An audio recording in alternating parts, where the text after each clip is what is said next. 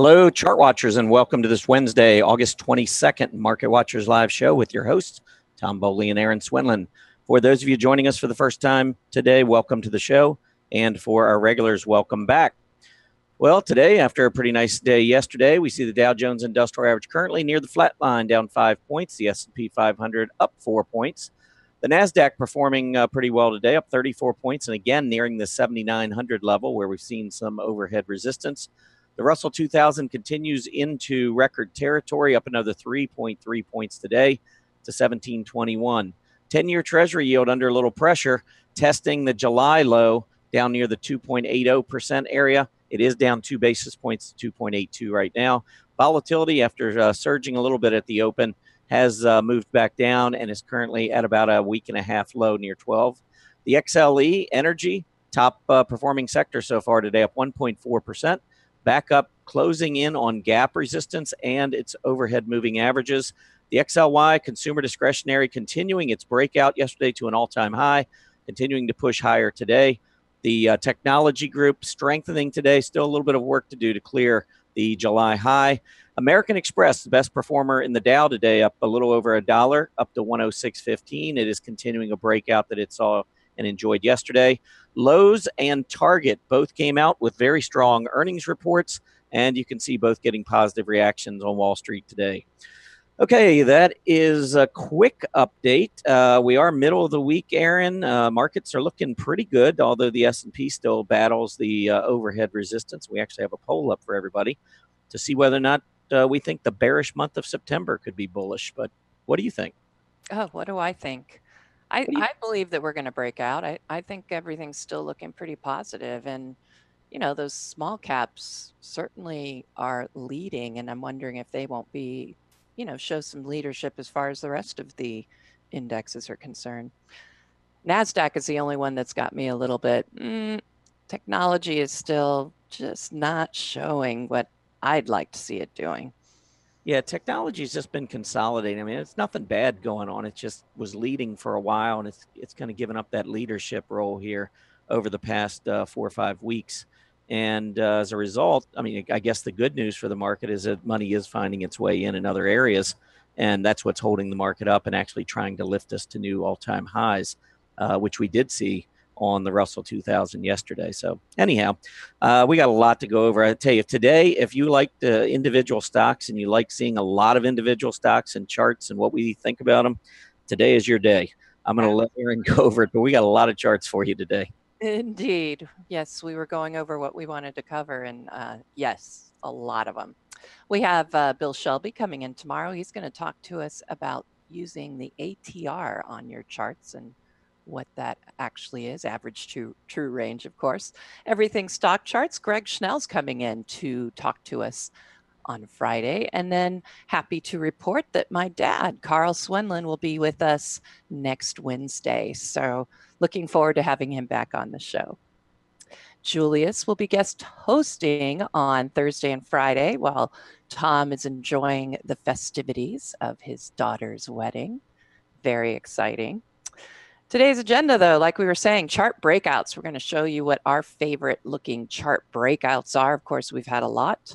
Scooter report. We're going to go over quite a few stocks in that as well. 10 and 10 to 1. Of course, there's 10 stocks there. We're going to start off with YY Incorporated. Go ahead and put your requests for 10 and 10 in the chat room, and we'll see if we can't get those on for you. And then finally, we're going to finish with a segment called Turning Point, and we'll explain that one a little bit more later. But yes, more stock symbols coming your way. So let's go ahead and get started with that technical news and headlines. Tom, what do you got for us? Okay, well, we did have the 10-year Treasury yield testing some pretty key support. As you can see right here, we did get down in early July to about 2.81%. And today's low was right at that level again, 2.81%. We bounced off of it, though. I suppose that's a good thing. A breakdown in the 10-year Treasury yield would suggest money rotating into Treasuries, and we have seen that in August. But it's typical for August to see money rotating into Treasuries. I haven't looked at this, but I'm going to go ahead and just put my claim out on a limb here. I'm pretty sure that seasonality should show pretty positive results for the TLT going back 20 years in August. Yeah, there you can see August is by far the best month of the year for the TLT, and September is not far behind. And if you think about it, that's what the market, that's what the market's been doing for many years. The S&P 500, as was pointed out in the poll, has an annualized return of minus 5.5% over the last 7 decades. And so if the money's coming out of equities, you would expect that money, or at least some of it, would find its way into bonds. And that's what happens throughout August and September. So from strictly a seasonal perspective, you should keep that in mind, that the bonds tend to perform pretty well in August and September as money rotates out of equities. And then you can see October takes a big dip as money pushes back into equities. Now, you look at November and December, and of course, those are bullish months for equities. You might say, well, why would those be up for TLT? But keep in mind, not only does money rotate between the groups, but you've also got new money always coming in. So throughout that 35-year downtrend in Treasury yields, part of that was because money continued coming into the Treasury market, in addition to also coming into the stock market. And then, of course, you have the rotation back and forth between the two. But TLT, you can see, has been doing very well historically during the month of August. And of course, Treasury yields go the other way. So if I pull up, say, the 10-year Treasury yield, what we should see is losses in the month of August. And that's exactly what we see over the last 20 years. The 10-year Treasury yield has gone up roughly 1 out of 5 years. So 4 out of the last 20 years. And look at the percentage decrease in the 10-year Treasury yield in August. So when we go back and we take a look at this chart on the 10-year Treasury yield, really what we're doing is just simply following historical norms, with the 10-year Treasury yield going down. And of course, the flip side, the TLT, which is the 20-year Treasury bond ETF, moving higher. So this is kind of following that historical pattern that we've had in place for many, many years. Let's shift over and take a look. I'm going to get a quick update, make sure I have the latest numbers here, but let's look at I wanted to go back and take a look at the sectors. You can see energy leading, consumer discretionary doing well. Remember, wasn't that long ago, consumer staples really outperforming consumer discretionary, but that came after a long run up in consumer discretionary relative strength versus the consumer staples. After a slight pullback in consumer discretionary relative to staples, now we see consumer discretionary outperforming. Now, this is just one day, but if we pull up on a chart, you'll see what I've been talking about.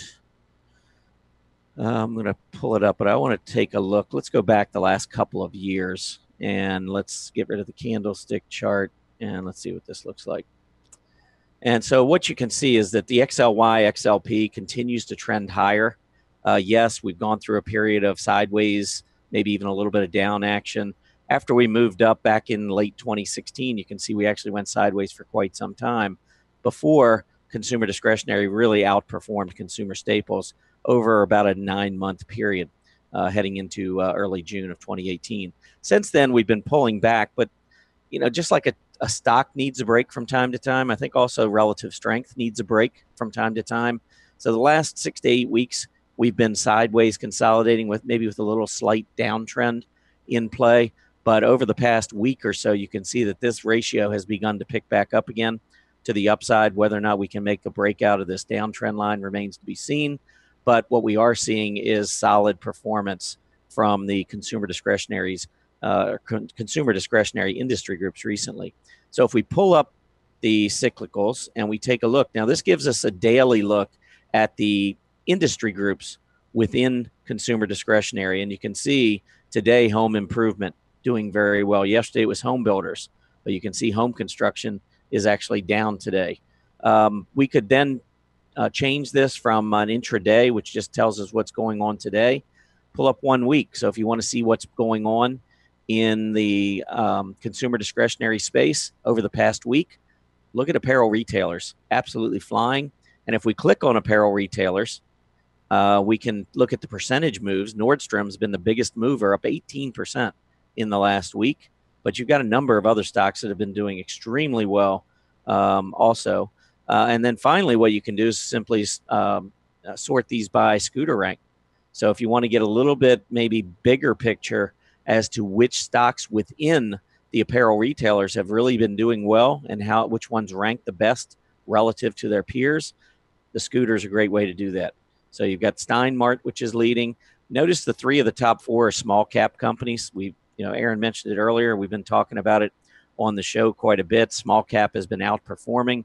So I'm not too surprised when I pull up some of these industry groups and you see small caps leading to the upside. So we could take a couple of these stocks and take a look. But here's Steinmart, been going sideways really for a few months, beginning to pick up strength again. And this is a $3 stock, so it's certainly one that maybe doesn't appeal to many of you. But if we go back, I'm going to pull up a weekly chart on this, and let's go back 5 years and see what's been going on here.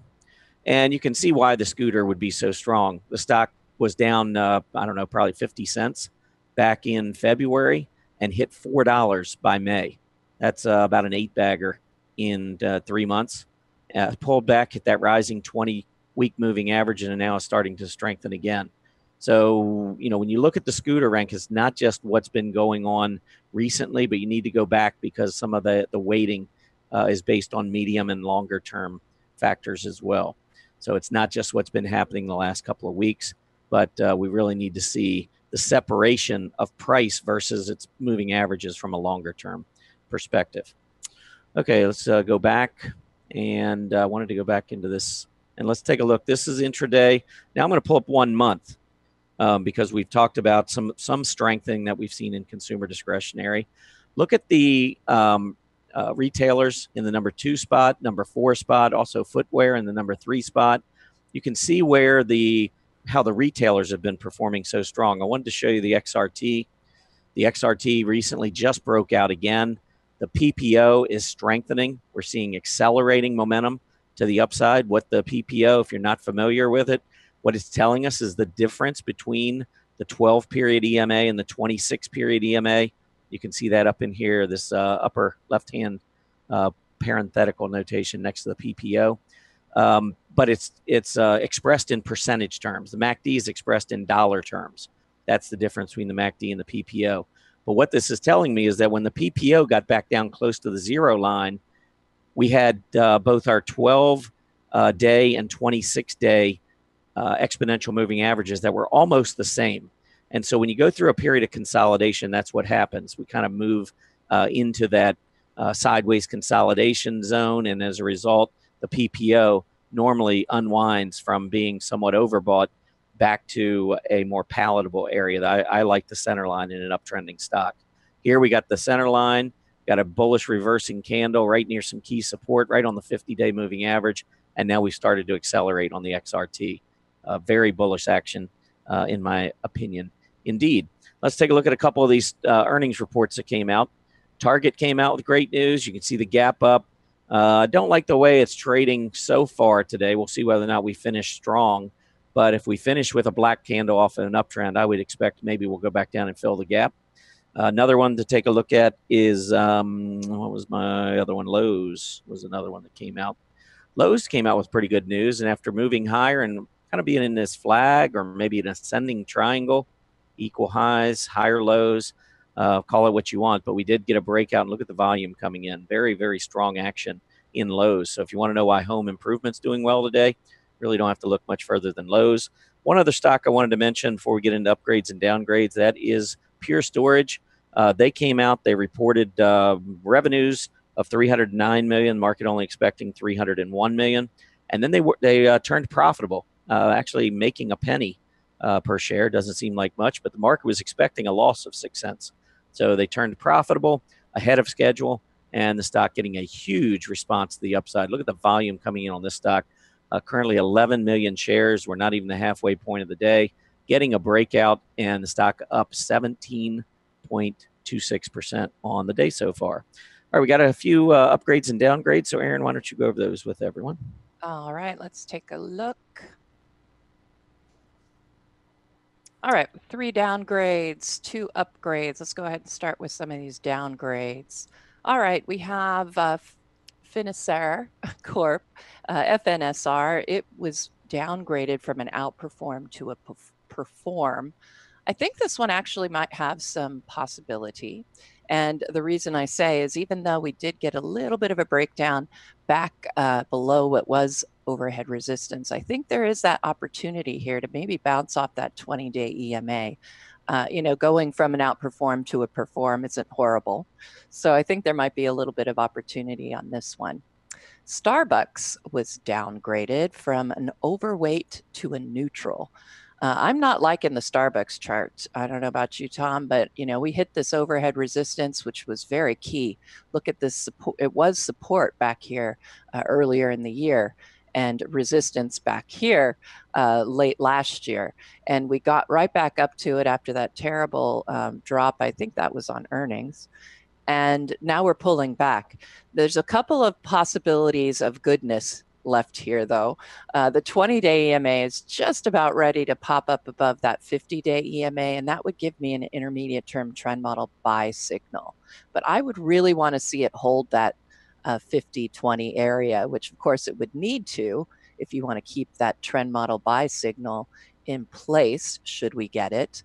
And even though the PMO is starting to decelerate just a little bit here, it's far from being overbought. I mean, it's just over the zero line, so it's sitting in mostly neutral at this point. So I think there's some possibility here for Starbucks. It's not really, it wouldn't be my first choice, and I can tell you we have some great symbols to look at later that I've picked out that I think are much better looking than some of these. All right, Zoetis, ZTS, went from downgrade from a buy to a hold. It's right there on that support level. And again, this probably wouldn't be my first choice to jump into based simply on the PMO turning down and getting ready to get that sell signal. But this could be a really important area of support for ZTS. And if you could put that on a watch list and possibly wait for a little bit of a bounce, I would be looking at this as like an island with this, we got that gap down, but I don't see it as a breakaway at this point, just because we are holding on to that area of support.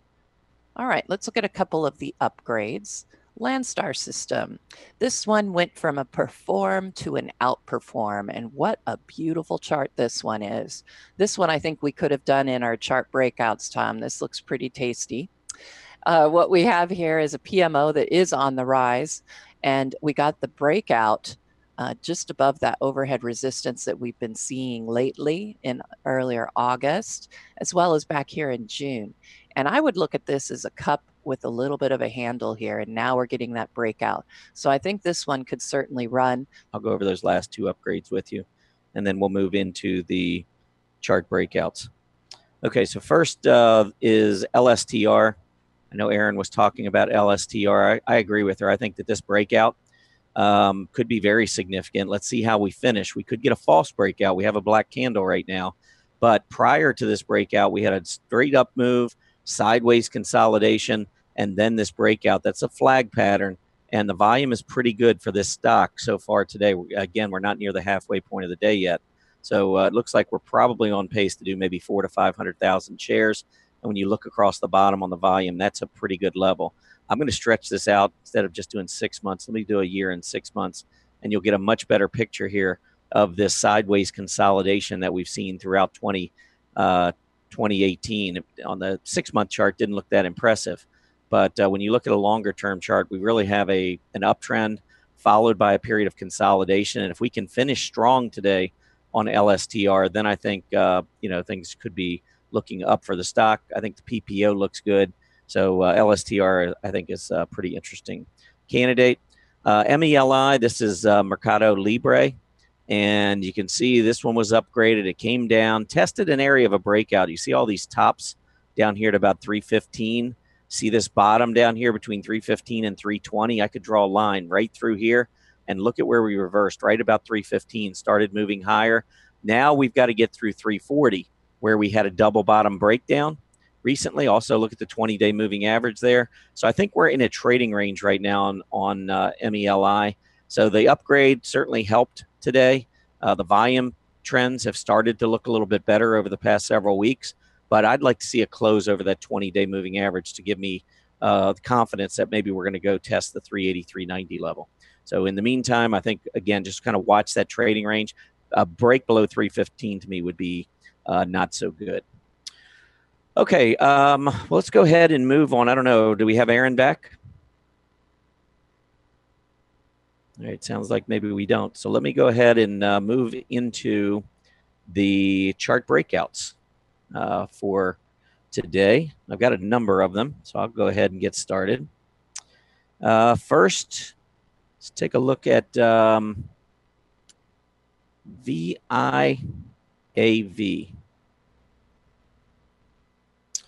VIAV, I'm going to stretch this one out too. I might go ahead and go with a year, 6-month chart just to show you these charts a little bit longer term. So VIAV, we had the downtrend in play, I don't know, let's say from May through the end of 2017. But this, to me, is a breakaway gap. Breakaway gap, to me, is where you completely change the character of the chart. So we had a downtrending chart. All of a sudden, we gap up with massive volume, sideways consolidate, and now we've got a continuation gap that occurred just recently. We went back, filled the gap, hit the 20-day, and now here we go off to the upside. So I think VIAV looks really strong in the near term. We do have a little, well, I shouldn't say a little, quite a bit of overhead resistance at 1175, but a breakout there would be very strong. PPO looks good. So I think on a pullback, I believe that VIAV could be a very strong candidate. MPWR. This is monolithic power systems. Volume for me is maybe just a little bit on the light side. So that may, concern you a little bit. I don't know that I would trade it based on that. I think the average volume of the stock is probably around 200,000 shares. So that's kind of borderline for me. But you can see the huge move toward the end of 2017, sideways consolidation for 6 months, breakout in May, and then more consolidation.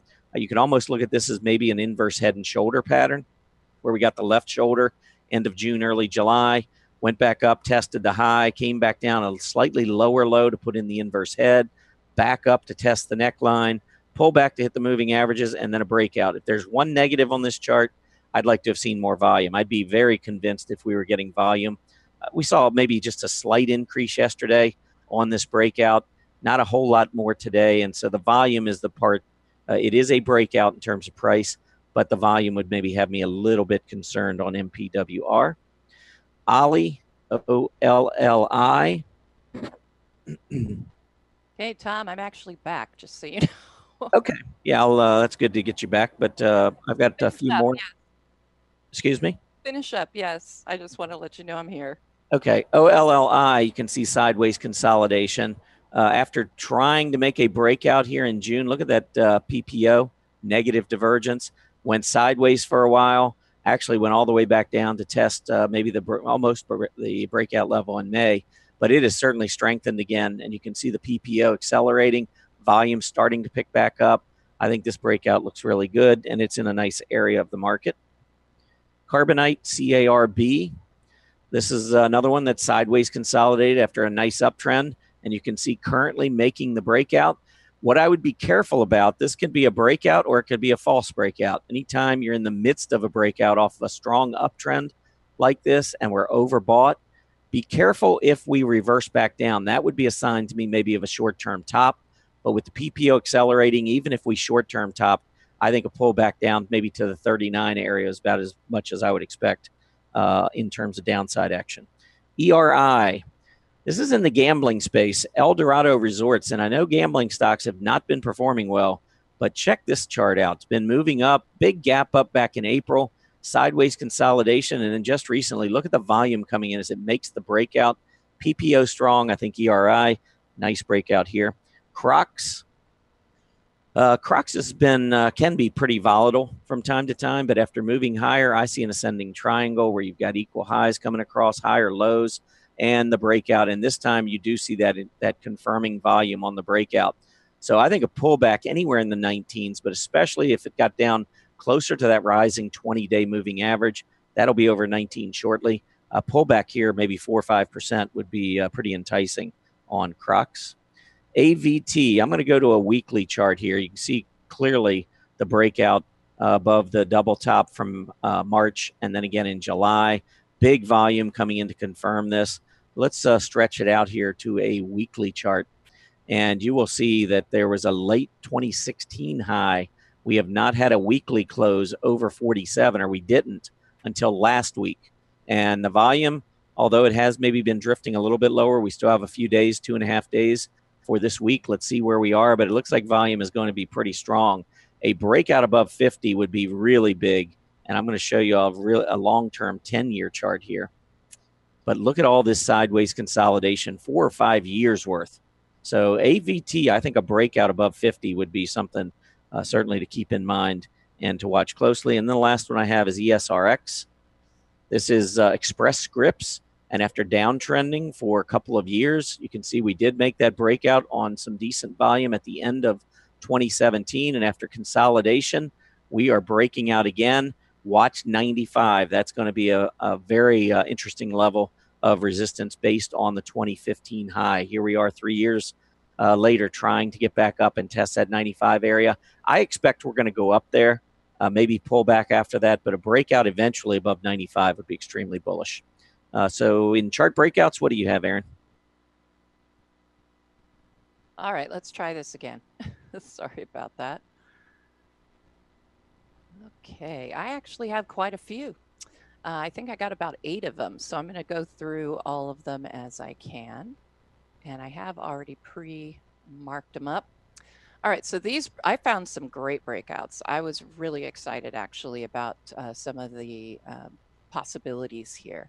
And a lot of them were in consolidation zones and just breaking out of them. And if you want to go by the rectangle rule as far as a chart pattern, you know, you can look at the height of that trading channel or trading zone and, you know, add that to the top of the breakout. And so, you know, this is like this would be about a 3.5% move on this breakout. We actually are seeing just a little bit of a pullback today, which I think is healthy. But look at this really clean and healthy PMO buy signal. Love it. And the OBV is traveling very nicely to the upside. Of course, if we get a little bit of a down volume day, if we close a little bit down, we're going to see that OBV move downward a bit. But I'd say this one looks pretty exciting, and it did just get that breakout. All right, Boyd Gaming Corp was another one. And this one, we've got a breakout above this declining tops trend line.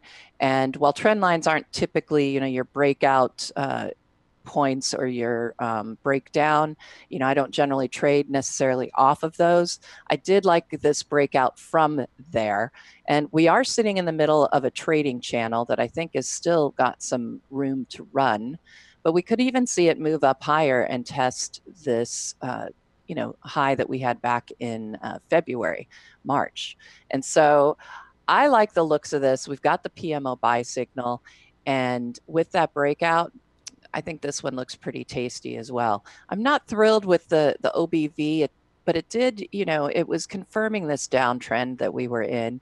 And now we've managed to leave that downtrend. I'll be interested to see what kind of volume comes in on this breakout and whether that OBV will be able to get above that declining tops that it's sitting with right now. Okay, Chesapeake Lodging Trust. And this one is breaking out. It didn't technically break out yet because we don't have, you know, a close or a trade going on above this trading zone that we had previously. But again, this is a 6.7%, you know, move as far as this trading zone would be considered. And I've got a very nice clean buy signal on the PMO above the 0 line. So that's showing that there's internal strength still here. And, you know, one of the things I had talked about in ChartCon is, you know, when you see these declining PMOs on a straight across move like this, it's actually not something to get too concerned about because you're looking at the PMO unwinding even as price is not really having to deteriorate. And so to see this PMO buy signal coming up off this trading zone, I think this breakout is really interesting on Chesapeake Lodging. H.B. Fuller Companies. This one, another breakout above some overhead resistance. This is a a yearly chart. This is, over a year's time frame, and we're now getting a really nice breakout above. Now, the breakout yesterday, it actually occurred yesterday, and we did close. You could see in the thumbnail, we did close above that breakout point. So I thought that was good. And again, we're seeing that holding, that new support, which was resistance holding. And, you've got a PMO buy signal coming in here. Granted, we've had a very flat PMO, and, it's a rate of change oscillator, right? The PMO. And so if you're getting a consistent acceleration, that is going to flatten that PMO out. So I'm not overly concerned about that at this point, especially with this nice breakout and that buy signal coming in. You've still got a fairly strong scooter, and OBV is hanging in there. You can also see that as of yesterday, OBV made a new high. So I think that also gives us some interesting moves here. Now, we were talking about the small caps, and I figured, you know what, I like them. I love the setup here. And so I'm going to put in the ETF for the Russell 2000. And, you have this ascending triangle. You can do the measurement on the backside as far as this breakout. And, you're looking at about a 5% minimum upside target off of this breakout. I've got the PMO buy signal in place. I think that this is, obviously we're talking up small caps, and if the dollar does strengthen here after its little pullback, this would be an area you'd want to be looking into. And IWM is a great way to trade the Russell 2000. And in the same arena, IWN is also, I think, a good place to go, because I also am showing this breakout. And you've got the PMO buy signal coming in here. And again, I love these nice clean signals where you don't get a lot of noise, like you can see back here at the end of 2017, beginning of this year, 2018. The clean signals are usually the best signals. I say usually. If it were every time, that would be great, but it isn't. This one, though, looks really nice with that breakout. All righty, let's see. I want to go ahead and look at Nautilus Group, NLS. This one, we have a breakout, a near-term breakout, but you can see this was support previously. Then it turned into some resistance, but now we got the breakout, and we're seeing some consolidation. And you know what that forms? That's a flag. And I like that setup on that flag.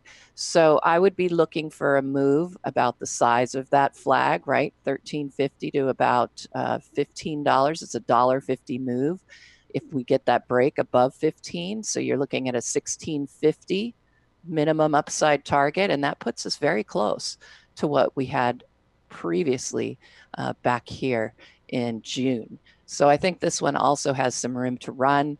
I like the setup on this one quite a bit. All right, the Russell 2000 Spider. And again, why not get in there on these ETFs if we've got a nice strong move going on with the Russell 2000?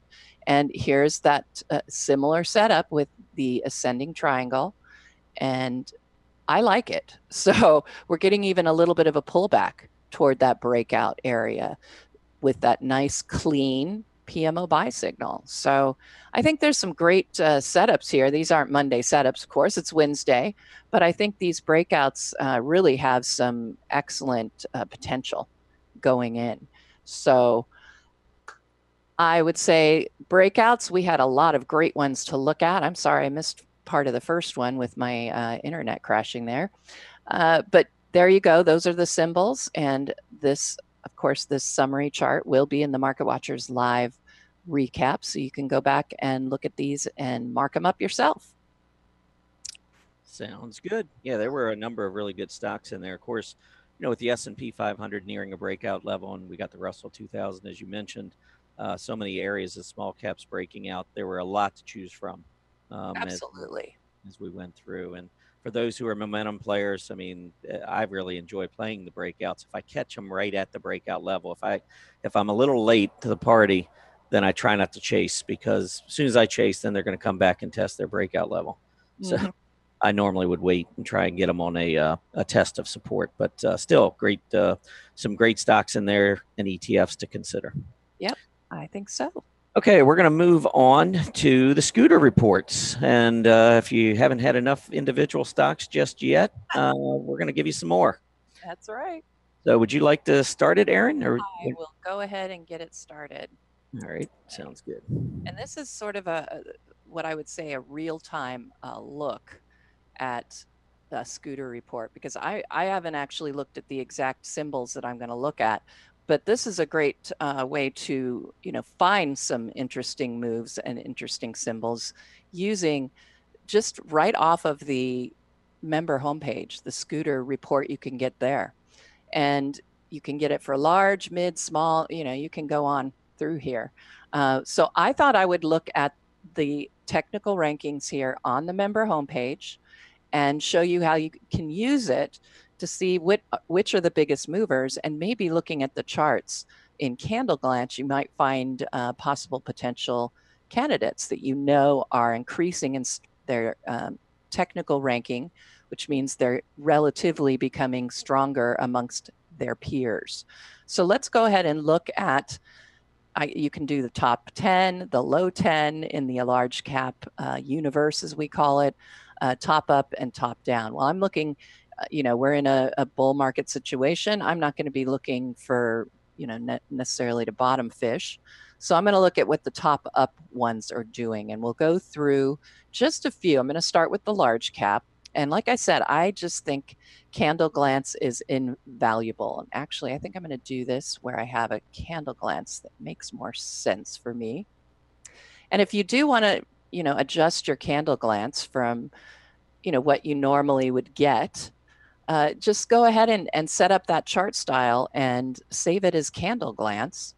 And then you're going to get it whenever you hit candle glance. This is what you'll see, is whatever you have set up as your candle glance.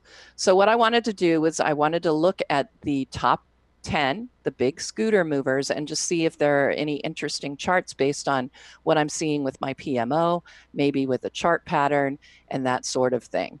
So the ones that caught my eye, let's see, that are catching my eye, I should say, I really like these two down here. And the reason I say that is I've got PMOs that are bottoming. They haven't gotten buy signals yet, but I'm seeing some possible breakout moves here. And in this case, my eyes caught the fact we're getting ready, that 2050, it's getting ready to come back up. We had that false neutral signal when the 20 fell below the 50, and now we're starting to see a move back up. Look at that pretty little PMO, that nice hook on the bottom. We don't have the actual breakout yet, but I thought this one looked rather interesting, and I'm going to annotate it just really quickly here for us. Okay, so here's our handy dandy auto support and resistance. So I'm going to put that in there, and let's get this one down a little bit here from where we had some previous support. So you can see this was resistance back here in the shorter term, and now we've gotten that little breakout above. And like I said, the 2050 is getting ready to hit. So for CNQ, I thought this one looked very interesting.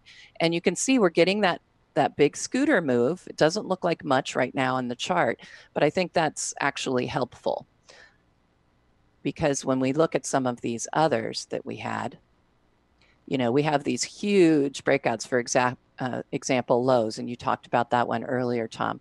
This would be one, like you were saying, not wanting to chase that, but it is a breakout, could be added to a watch list. We might be able to see a move back down to this support level just above 102.50, maybe 103. But look at, I got that nice PMO buy signal. Of course, we have that scooter that moved to the top. But this one, again, you might want to search these areas to find, possible watch list, watch list candidates. So that was looking at large caps, but we can do the exact same thing for mid caps and use that candle glance and look for something interesting going on. This looks rather interesting to me, but I can tell it's probably a very low yes, low volume, not something I would get interested in, even if the chart kind of looks interesting there. This one looks interesting, OLED, of course, universal display. And look at that, we have that nice breakout, breakaway gap, I would say, popped up back above the 200-day EMA. We see the PMO has now gotten back into positive territory. It's not yet overbought. So I think this one looks interesting. And if you drew your support resistance line here, you'd see a bit of a breakout above that level, and it looks like it might be holding. All right, so let's go ahead and look quickly here at the small caps as well. And again, just hit candle glance. Here you go. So we can see a lot of big breakouts here. And again, not interested in chasing, but some of these could become very interesting in that, you know, I'm seeing some good movement on the PMOs right here in oversold territory. But again, not wanting to chase, I would probably leave those alone at this point. But let's see, what are some interest? This is an interesting little breakout here on Systemax SYX.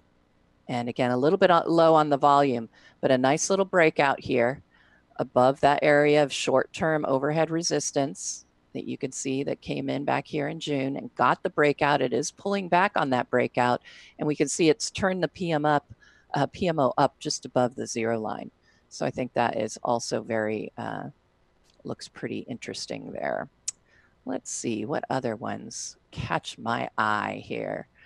Well, Zingo did get this nice big break, this big gap up today, but we can see now we have a PMO that is turning up in oversold territory. There's that increase in the scooter, of course, that brought us to this chart in the first place. And you can see a declining tops trend line where we're getting that breakout. I might wait at this point. Let me go ahead and draw this in. And then we'll look at one more, and I'm going to pass it back to you. Okay, so this is that declining tops trend line. And it, of course, broke out above it with that gap. I might wait for it to pull back a little bit further toward that breakout point on that declining tops trend line. This PMO makes this particularly interesting, and it would be something I would consider to put on a watch list. And then if we did draw auto support resistance, that's catching my eye right there. Back here, we've got what used to be resistance is now support, got that big gap up, of course, above that. And again, I think looking for a pullback to that area of support, that's where this one I think could get very interesting. All right, and we have one more to go. Let's go look at the ETFs using the same scooter rankings tile here from your member homepage. Hit candle glance. And there we are. Here are some more that you could look at. Let's see. Catching my eye right now. This one, I really like the looks of this PMO more than anything. You've got the PMO turning up, of course, just below zero, but that is in oversold territory. We have a very high scooter. This scooter has been in the hot zone now for quite some time. So there is some strength behind this stock. You can see the 20 and 50 are just getting ready to whipsaw back into a buy signal. 5-day EMA just getting ready to cross above the 20. All of those would give me short-term and then intermediate-term trend model buy signals. And so watching that PMO, I think this one could be interesting as well. DBO. So those are the ones that I was going to show off of the beginning. So let's go ahead and pass it back to you, Tom. How are you using the scooters today? All right. Well, first, I want to show you how I move into particular, certain stocks that might interest me. I have a chart up here first of the PSCI relative to the XLI. The PSCI is the Invesco S&P Small Cap Industrials ETF, and the XLI is more the larger cap industrials. And so the top part of this chart is just showing how the small caps over the last 2 years, small cap industrials, how they've performed versus large cap industrials. And then at the bottom here, I have the dollar. And you could almost lay these two charts over one another. When the dollar's rising, like it was at the end of 2016, we tend to see the small cap industrials outperform. When you get into a period of declining dollar, like we saw throughout 2017, you can see that the small caps tended to underperform. But it almost every time we reverse on one, we tend to reverse on the other. And back in January, February, March, we had that triple bottom on the dollar index and started rising off of that. And take a look at what's been going on with the PSCI versus the XLI. Small caps are clearly outperforming their larger cap counterparts. So I believe the dollar goes higher. I've said before, I think that I'm not going to go into that chart that I've shown many, many times showing the U.S. Treasury yields versus Germany. But normally the dollar follows that. I expect the dollar to continue rising, and that's why I want to look at small cap industrials. So let me come over here. Now this is actually, let me go over here. I'll show you first that on the member dashboard, if you scroll down, you will see scooter reports. So right here. So what I did is I went into the scooter reports, went to small cap, and then typed industrial. And then it gives me all these stocks, and they're already in scooter order. And so that's telling me what the best small cap industrial stocks are.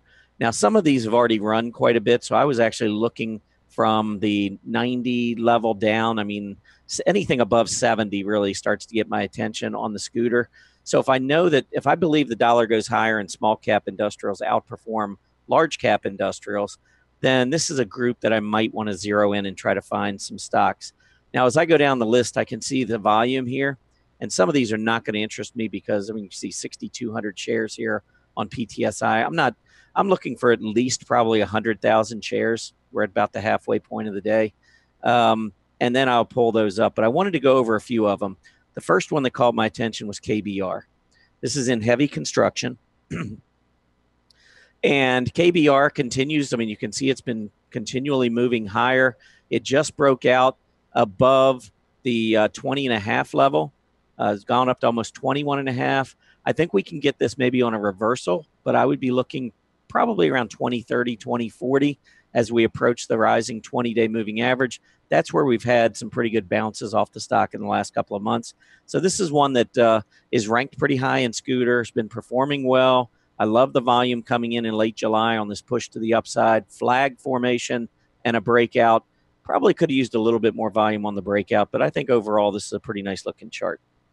Next up is CLH. All of these, by the way, are between like that 70 and 90 range on the scooter. And I just showed you how to get into those. But here's Clean Harbor's huge move up on very heavy volume, kind of in a little bit of a flag pattern. And then the volume picked up yesterday on the breakout above these two candles, the intraday highs, and we're continuing that move to the upside. I don't like to chase, and we do have an RSI here at 80, but this is a stock that has been performing extremely well, and a pullback maybe to 64 or even, maybe even a little bit further weakness down to the 20-day moving average would certainly get my attention. HSC, this is Harsco Corp. This looks like maybe a double top breakout, maybe even an ascending triangle, equal highs, higher lows. Whatever you say, I mean, whichever way you look at it, I think it looks good. PPO continuing to move higher. You can see heavy volume coming in on this breakout. I think HSC looks good. Let's take a look at WSC. Another stock that's been, gapping higher with very strong volume. This one's actually pulled back, and you can see the RSI instead of being way overbought. I think this is a better opportunity on a stock that was at 1770 just about 4 weeks ago. And now it's back down to about 16. So that's about a 10% pullback. It's consolidating. PPO getting very close to the center line. Wouldn't be surprised to see WSC come out with something near term that would generate maybe a little bit of a pop.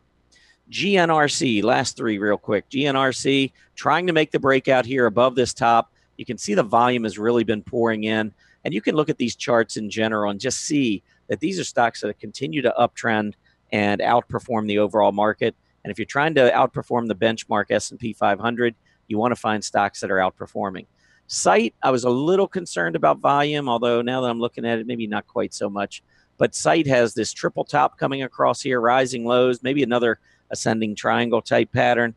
I think this one looks good. A breakout above 94. Let's call it 95 with heavy volume would measure up about $16, 95 to 79 being the measurement.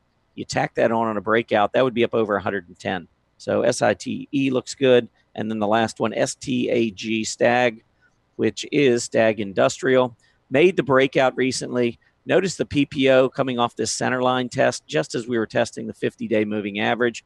We did have negative divergences. These highs came in with lower PPOs.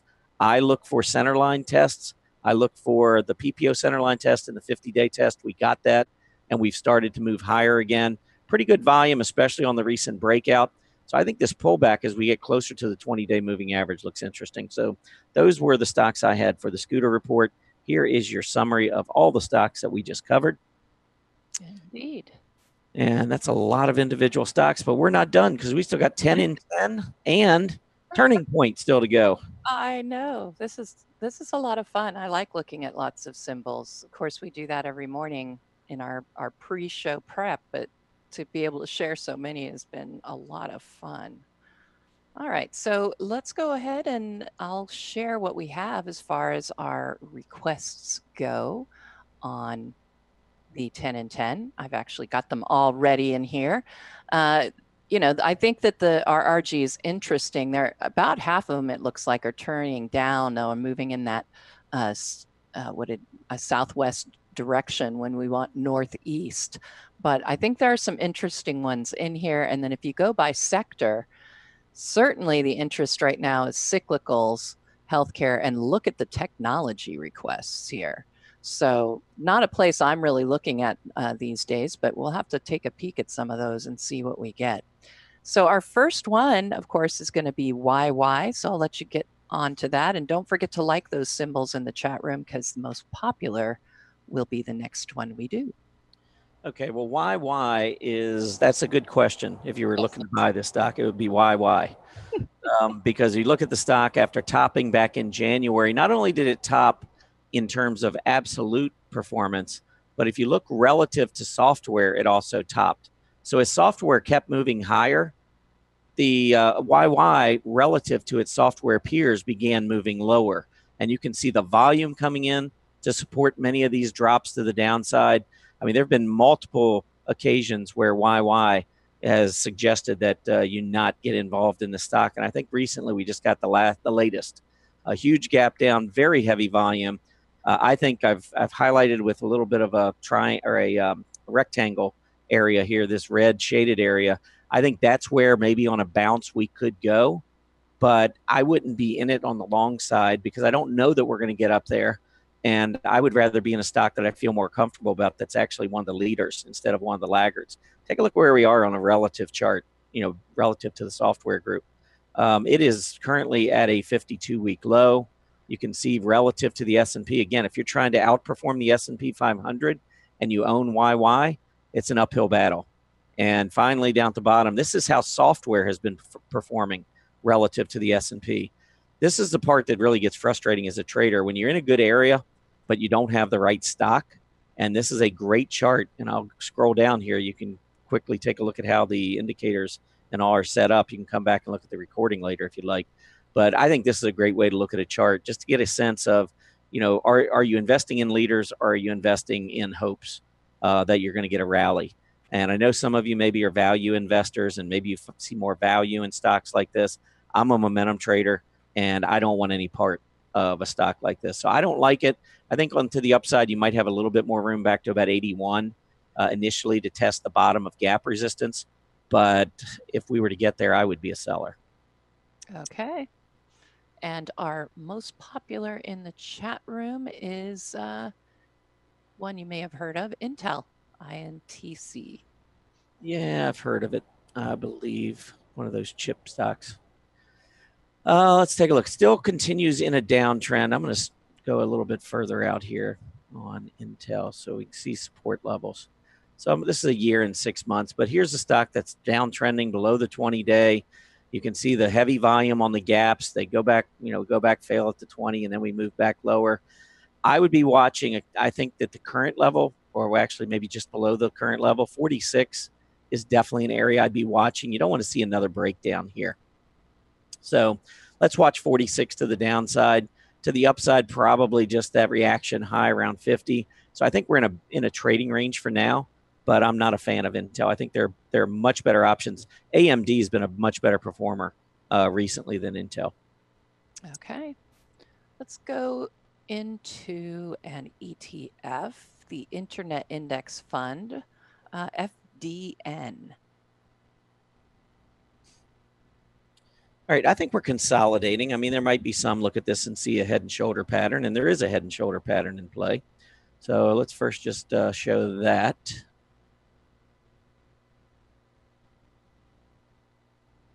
So you can kind of see right here, there's your neckline. And it is downsloping, which I find it a little bit more bearish. The left shoulder and potentially the right shoulder also downsloping. So this has kind of a bearish look to it. And of course, Facebook and Twitter are among two of them that have really had a major impact in the internet space recently. But I think you have to be aware of it. And if you break down, certainly I would respect it. And I'd probably be out of this particular ETF. But the long term is still up here. And so this is the last 18 months. And I'm going to pull up a trend line here and just kind of put something that's kind of close. But you can see that we've got a trend line just about right there. And we've had a couple of key breakouts. I'm going to say, well, there was a reaction low, but there's a breakout right there. So I kind of feel like this 130 to 135 area is pretty important. And we could break out or break down below that neckline. And I would be careful if we do.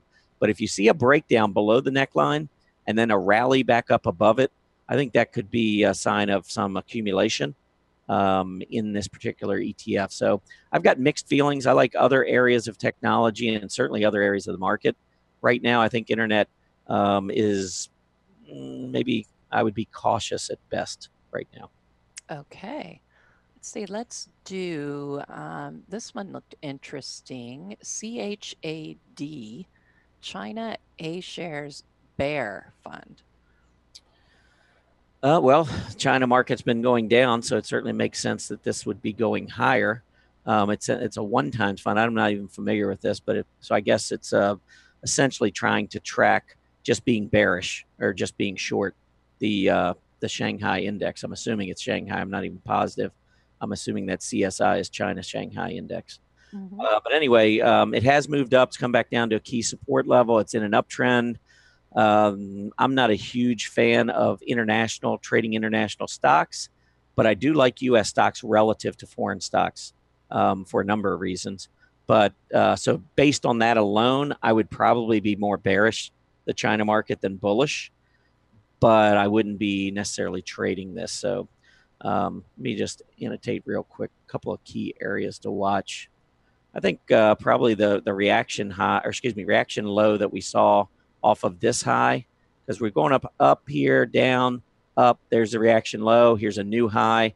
I don't really want to lose that level to the downside. So let's just call it a close below 36. Actually, the 50 days coming up right underneath that. So a close below either the 50-day moving average or this price support would have me out of this bearish position. Otherwise, I would expect that you'd continue to do well here. Okay. This one is actually, it was my Monday setup, so I'm kind of curious what you think about it. Discovery, DISCA. Looks like some profit taking, but I think it still could go higher. Yeah, short term, I think it's a little overbought. I actually looked at this one earlier today. So I'm going to pull up a longer term weekly chart because there is some overhead resistance going back a ways. Let me pull up like a 3-year. Well, I'll do 5-year. That should give us plenty of time. But you can see it was in a downtrend. Now, I think we could be like in maybe a character change. Lots of volume here coming off the bottom. So I think we got a good shot to get through resistance, but I'm going to go ahead and just draw this line in because it seems like over the last few years, we've really struggled to get through 30. You can see the top here at 30. You can see multiple tops in late 2016 and in the first quarter, even into the second quarter of 2017. And now here we are again. We do have one big difference, though, and it's a lot of volume. Seems to be a lot of buyers that we didn't have back at these other attempts. But we are overbought. The daily chart was way overbought. Weekly still okay. We might have a little bit of room. So if we can break through 30, I would like it a lot better. Short term, I'm a trader, keep in mind. I would probably take profits here and see if I can get a pullback on that daily chart. I like the overall chart. So I think we go higher, but I'm going to go back to that daily chart and just take a quick peek to see where that 20-day moving average is. So on the daily chart, the 20-day is down around 27, which is where we broke out from. From a short-term perspective, I would probably try to build a position. If I sold here, I would maybe look to get back in maybe at gap support 28, and then again down around 27, which is the 20-day and where we should have some pretty decent price support. So I think things are looking up here. I do want to get that confirmed breakout over 30, though. All right. Let's see. The next one is a favorite of mine, Williams-Sonoma, WSM. I like this action and the volume coming in recently, getting back up above the moving averages after a steady move up. We had a channel in play, or at least what looks to me like maybe a channel that was broken. But let's just kind of take a look here. So just about in this area. And again, you can draw, you can click on that and drag down, but you can kind of see that that's seems like we were channeling lower after a big move to the upside, and now we're breaking out of it. And look at the volume picking up. We're on pace today to do probably about 3.5 million shares. So this is going to be one of the heaviest volume days over the past few months, and it appears we've broken the down channel. So I'm getting pretty bullish WSM. I think this one goes higher. All right, next one up, one of the two energy stocks requested, Range Resources Corp, RRC. Another one that's breaking a little bit of a channel, and another one also with increasing volume. So I'm going to have a similar look here. I'm just going to draw a trend line rather than the channel. But I see this right here coming down, making the breakout yesterday on increasing volume and continuing that move to the upside. I think we got a chance to make a run for that 1775 area on RRC. I do want to point out, though, see this breakout with a negative divergence in play, and you see that reversing candle the next day? That, to me, is a sell sign. If I'm in a stock and I get a breakout and I see a candle like that with a negative divergence, that's going to be a sign for me to get the heck out of the stock. So just wanted to point it out because I happen to see it here. But I do like short term. I like this move to the upside. Okay. For our Canadian friends, Manulife Financial Corp, MFC.TO. Looks like a flag, possibly. Yeah, in the short term, definitely a little bit of a flag here. Breakout above 24 in the short term. I'll focus on that for now. I mean, the overall long-term chart here has been pretty much sideways. But here you can see that we did have multiple tops at 24, finally made the breakout. Volume pretty good on this breakout as well. And notice on the pullback so far, we've been holding this 24 area, and the rising 20-day moving average is at 23.93. I think the closer we get down to 24, the better I like it. But this is a stock that really hasn't moved a whole lot.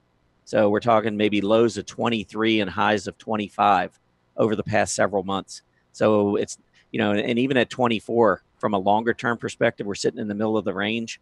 This isn't one that I would trade, but in the very short term, if you're counting on this being a breakout and a move up to 25, I'd keep a tight stop down below that 20-day moving average or $24. Okay. Let's see the next one. May have heard of this one, AT&T. Of course, symbol. Yeah, I think it was pulling back earlier. I looked at this one. Let's see. Yeah, coming back down. I like some of what's going on here. I'd like to see more volume coming in. We had a big low down in May, and we did pierce that, but we came right back up above and held. So that can be a pretty good sign. I know this is something that Bruce Fraser talks about a lot, where you get the breakdown, then you come right back up above. Obviously, when everyone was selling this day, you got buyers on the other side, and apparently that buying continued. Pretty good buying the next few days as we broke back up above what should have been pretty solid resistance, and we went through the 20-day moving average, and we haven't moved back below the 20-day. So this stock is beginning to act more like a stock in an uptrend. So because of that, and because of a positive PPO, I would watch one thing on this chart, and that would be that rising 20-day moving average. With a strengthening PPO, any pullback, we should see hold this rising 20-day moving average. So that's what I would look for. And for those interested in buying, that would be the area that I would be looking at perhaps to buy the stock as well. We had multiple tops coming in here at 32.5. We broke out. If we pull back to that level, that's also a test of the 20. So 32.5 is a key level for AT&T. Okay. And let's finish it off with Echo Global Logistics. Echo is a symbol. Ruh-roh. There we go. Echo. I think we could be in maybe forming a cup off of a nice uptrend. I'm going to just draw this, what could be a cup here, off of the top. Here's the bottom. And so far we're here, but you can kind of see the shape that it's beginning to take, bouncing off the 20-day moving average. At the last high, PPO is rising. So when we pull back, that's what I look for, a 20-day test. Also, we had a key breakout above about 32.25. And during this pullback, look at that hammer. Went down below 32.25, but held it. Another hammer a few days later, right at 32.25. Now we're turning higher. I would expect 34.5 to 34.75. Complete this cup. Maybe a slight pullback after that, but I think the chart overall here looks pretty bullish. I would expect higher prices from Echo. All right. That does it. That completes our 10 and 10. And there you go. There are the symbols, and Tom will be getting those charts to me right after the program. So I will try and get those up in the Market Watchers Live chart list. You'll find that link at the top of every Market Watchers Live recap, as well as the top of just our main blog page. All right, it is time for a market update. Let's see what the markets are doing while we've been showing you all of these stock symbols out there. All right, here we are. So the Dow is lower by just under 44 points. Kind of not, well, it hasn't hit its intraday low again, but it does look like it's headed that direction. S&P 500 still positive, up just slightly. We're seeing that the NASDAQ it's pulling back, could be forming a little bit of an intraday flag, but I don't like this double top that looks like it's forming up right now on the NASDAQ. OEX S&P 100 also higher, but has pulled back from its intraday highs. S&P 400 down slightly, but really just consolidating mostly sideways today. Russell 2000 is up a little over 2 points, and the TSX definitely forming some sort of flag here, but also like with the NASDAQ, it's setting up this double top possibly. The main thing is it hit that overhead resistance and did pull back somewhat, but if we get a flag here and get the breakout, could be interesting for the TSX in the very short term. Treasury yields are lower, currently reading 2.826%. UUP is down slightly, and gold is up slightly. We're seeing that correlation being more true today than we did yesterday, with the gap down on UUP in the consolidation and then the gap up on gold with some pullback but consolidation. USO, big gap up, has come off its intraday high, but it looks like it could move higher. The VIX is moving lower. We started off, I guess, with a high reading, if you want to call just under 13 a high reading, but we have pulled back down to a reading of 12.10. Let's go ahead and look at that VIX a little more closely on the ultra short-term climactic indicator chart that I use for decision point, with our breadth numbers and the VIX inverted here, so we can see whether we are overbought or oversold based on sentiment. And currently the VIX is still really right in the center of the Bollinger Band. We're not getting much information off of that, but I did want to point out that breadth over the past few days, as far as advances and decline,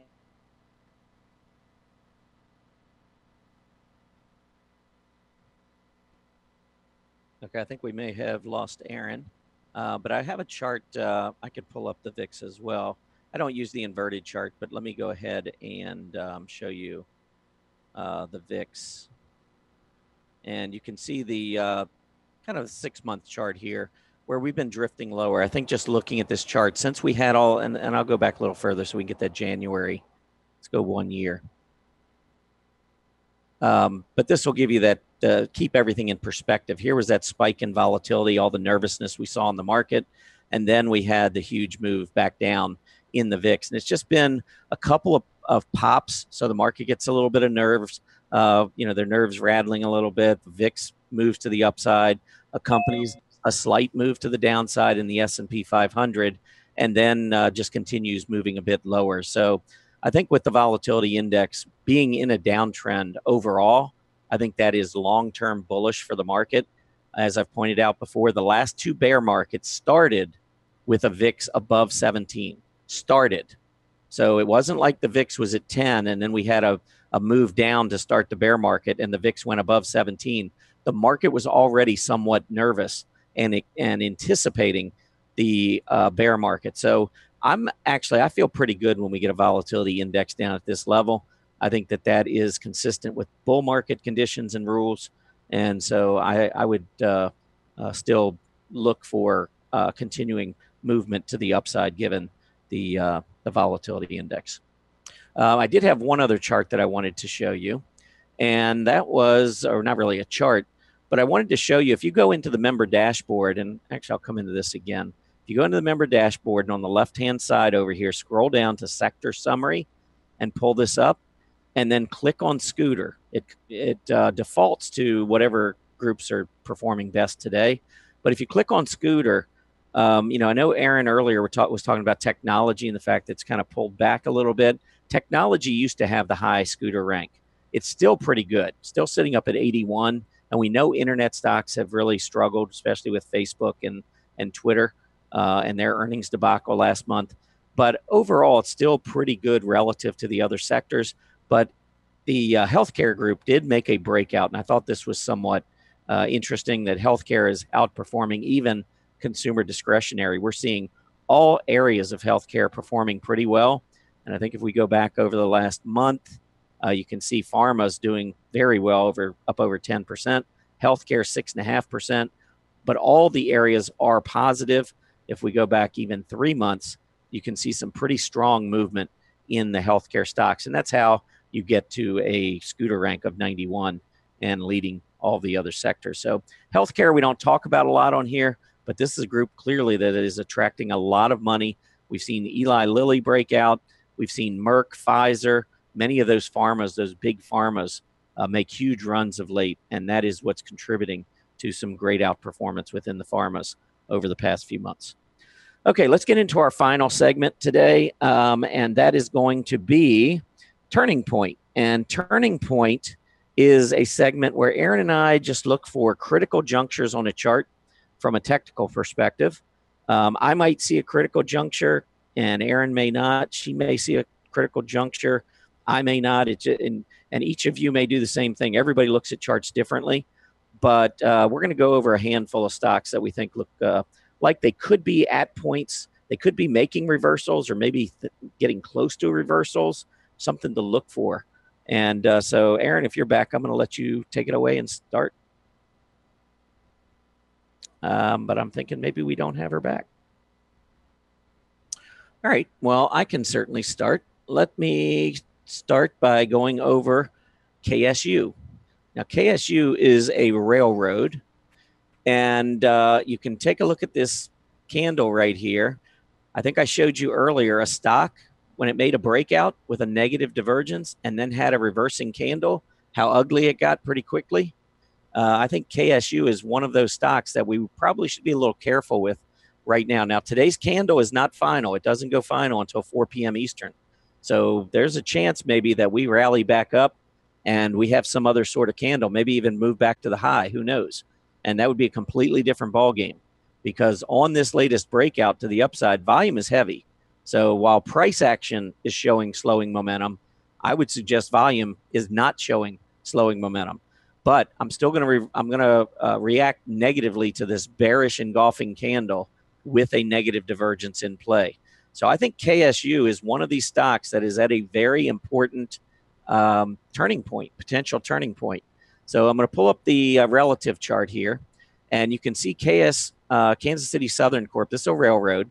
It's been going sideways, makes the breakout, pulls back, and goes higher. But notice while it was going sideways, railroads have been moving higher steadily throughout the year. And so what has happened is KSU, on a relative basis, has not been a very good performer versus railroads. Now versus the S&P, it's just been kind of an okay performer. But here's a group that has been wildly outperforming the S&P. So when I look at KSU, I think, well, I probably don't own, I know I don't own the best stock in the railroads. I'm not even close to owning the best stock in a railroad. And I got a negative divergence and a reversing candle. KSU is definitely on the list of potential turning point for me. So KSU is the first one. Let me take a look at MFA. Actually, I'm going to go ahead and leave it on this relative chart. I think that's, I always like to look at it on the relative basis. Okay, MFA, check out the gap down. This is MFA Financial, huge gap down, very, very heavy volume. Came back up, and it looked like we were trying maybe to break up into this gap resistance zone. If we could break through the bottom of gap resistance, perhaps we could make a run for the top of gap resistance. But notice what's going on here. I'm going to shorten this chart just a little bit so you can see that candle better. But let's take a look on a 6-month chart. And you can see bearish engulfing candle again. So here's another potential reversing candle at a key area on the chart. To me, this is a possible turning point for MFA. And if you notice, after breaking out to a relative high, the overall group is just about where it was a month ago. But on a relative basis, this one's lost a lot of steam. And check out, I mean, that to me is a potential character change on the chart, going from uptrending to potentially downtrending. I'm not a big fan of shorting, but if we were in a bear market right now and I saw this, I'd be shorting the stock because I can manage my risk. A close over 780, I'd be getting out. And if this is truly starting a downtrend, I think we got a lot of room to the downside in MFA. But we're not in a bear market, and I'm not going to short, so I'm going to pass on it. But it's still an interesting stock in terms of turning point. Let's take a look at, I'm going to go through these next few pretty quickly. Erin, let me know if you get back. CBS Corp, another one. See this gap resistance zone? First of all, look at the selling that took place and all of this volume. That is a sign to me of some pretty significant distribution. And on the rebound or attempted rebound, you can see the volume declining. We get up, and I do not like a candle like that. Shooting star candle, we gap up, trade above the 20-day intraday on some pretty good volume, and then reverse and leave that long tail to the upside. Come back down for the next couple of days, make one more attempt. We're sitting right here at this gap resistance area at 54. And what do we have? Potentially another bearish engulfing candle. So CBS, I think, kind of broke down with those two candles at the end of July. And I could see this being a reversal on CBS. So let's take a look at the next chart, and that is RES. All right, RES. Well, guess what? Bearish engulfing candle. I think you're probably getting a theme here. And the reason I was looking more from a bearish perspective, by the way, is the S&P 500 is right up against the January high. So if the S&P pulls back, I want to be looking. I'm not going to short. I like the small caps, and I'm staying long many of the small caps. But if I was looking at the S&P 500, knowing that I've got to get through resistance, and I owned stocks on the long side, I'd be using these types of signals as perhaps reasons to move to the sideline. Here you can see this 15.5 area has been a area of resistance on RES for the past few months. We got up almost to 15.5 earlier, bearish engulfing candle, not in a very good group. And overall, even though we're kind of drifting a little bit higher relative to the group, this 2018 has not been a very good year for RES. 3 more, and I'll go through them quickly here. I am back, just so you know. Okay, cool. CSCO, I'll give you a couple minutes here to get through some of your stocks. But CSCO, you can see the potential breakout above May. Heavy volume with earnings, but we did put in that black candle. Look at the bearish engulfing candle yesterday at overhead resistance. From a short-term trading perspective, even though I like Cisco, I think the stock goes higher. Short-term, I think we could get a pullback back into this gap support zone. I'd be a short-term seller. Qualcomm, I do want to disclose I own Qualcomm, and the stock's been doing great. It's been a great stock for me. But, and the group, by the way, is broken out to the upside, and Qualcomm has been uptrending relative to its group. So all of this is really good news. But if we pull up Qualcomm on a longer term weekly chart, you can see the overhead resistance here that the stock's got to negotiate. So if I get a false breakout above 68 in a reversal, I would sell Qualcomm. And then the last stock I have is AFL. And I wanted to pull this one up on a weekly chart. You can see the breakout, but may not hold.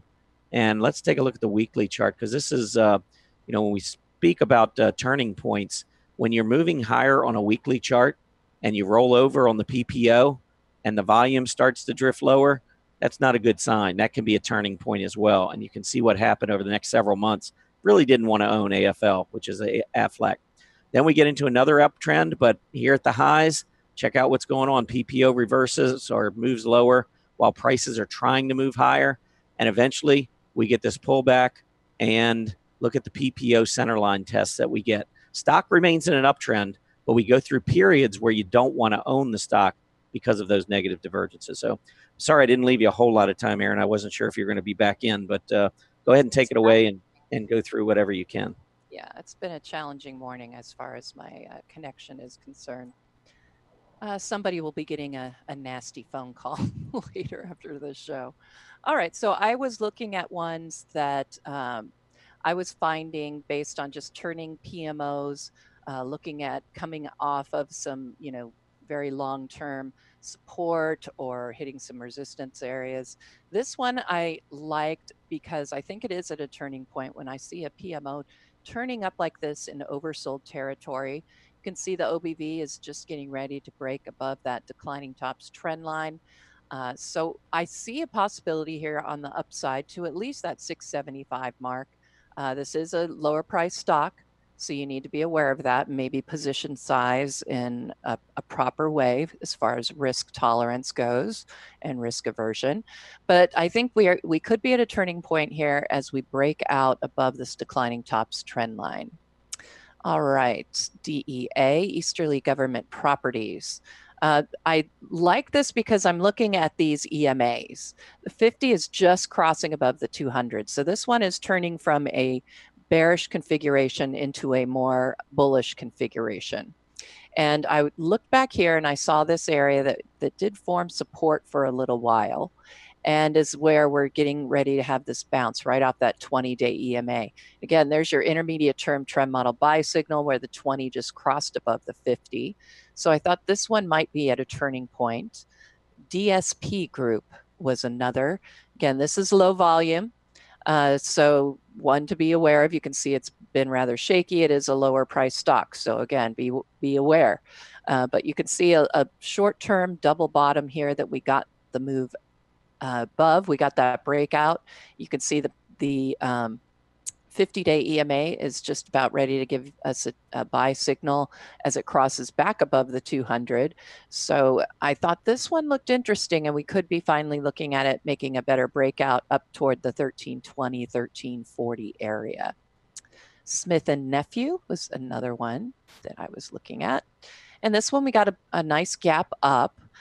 Coming out of this trading range right here between 35 and about 36.20. So we're getting just a little bit of a breakout above that area. And I think your upside potential is pretty good here. I would look for this previous gap to close. And look at the PMO. You've got rising bottoms and declining bottoms, and that's a positive divergence when you don't necessarily see that often. So I think that one had some interesting opportunity. Two more, Urban Edge. And this one, I see a bit of a flag forming right here. It hasn't quite beaten that overhead resistance here at that July top, but the PMO is set up. It's got the buy signal. It's not overbought. I think there is room on this one to go higher. And if you look at that flagpole, your minimum upside target would probably put you very close to this top back here at 24, almost 24.50. And last but not least, VMO, Invesco Municipal Opportunity Trust. And this one I was looking at as a possible turning point. I'm not thrilled with the way my PMO is obviously reacting with another top below the signal line, but I do see at a minimum, I'm seeing a symmetrical triangle that would we would look for a breakout from, or I think you could make it a loose argument here for an ascending triangle. I would be watching for that breakout above 1190. We don't quite have it yet, but I think this one could be at a turning point. Look at that 50 just now getting back above the 200-day EMA. This moves VMO from a bear market configuration into a bull market configuration. So we could be looking at a turning point here as we get that stock moving from that bear market to bull market setup. And those were the turning points I had. And here is the list of what we did just go over. And again, these summary slides are in the Market Watchers Live recap, so you can go back and get these charts for yourself, call up these symbols and see what you think. But it's the end of another show. It was a little bit challenging for me today, but we will fix those errors and issues tomorrow. Yeah, technology is great usually. Right. But, sometimes there's some things we can't really control, and unfortunately, that's one of them. But it was good. It's been a year and a half of shows. I think this is the first time that's ever happened. So I'm shocked. Yeah, it's yeah, we've been on quite a bit. We really haven't had that many problems, knock on wood. But yeah, today was a little challenging, but it was fine. We had it all covered. No big there. And I hope everybody enjoyed the number of stocks. That's got to be a record for Market Watchers Live in terms of the number of charts we pulled up, individual stocks and ETFs and so forth. Mm-hmm. But we did have a poll. I don't know if we've got time to pull it up quickly or not. Probably not. But I have to say, I said I don't think we're going to break out on the S&P. I think we're going to continue higher on the Russell 2000. 59% agree with me. I'm kind of shocked, honestly. We don't have very far to go. We only need like about 10 points on the S&P, and we'd be breaking out. Which way did you think, Erin? I actually went with yes. I still see upside potential. Like I said, with small caps still leading, I think that they could help push the market higher. So I think that it's certainly possible. All right. Well, we'll see which way it goes. I do think these key levels, like on the S&P, 2875 is going to be a major level to try to get through. That's why I thought maybe we'd bounce back. But we are ready to wrap it up for today. Let's just go ahead and I guess get ready for tomorrow. It'll be here before you know it. By the way, everything moves pretty fast. But anyhow, you can see on your screen the upcoming schedule. I want to thank everybody for joining us today. Please remember to complete the survey as you exit. We do love to get your feedback. I read, and I know Erin reads your feedback every day. As a quick reminder, Market Watchers Live airs 5 days a week, Mondays through Fridays from noon to 1:30 p.m. Eastern Standard Time. Have a great Wednesday afternoon, everybody, and we'll see you back here tomorrow. Happy trading.